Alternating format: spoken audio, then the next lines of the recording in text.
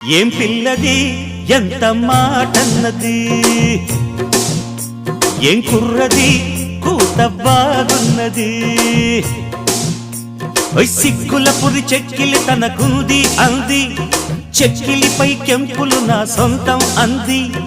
ఎక్కడ ఏం చెయ్యాలో నేర్పమన్నది. బాగున్నది కోడే ఈడన్నది, ఈడందుకే బీడి పాలైనది.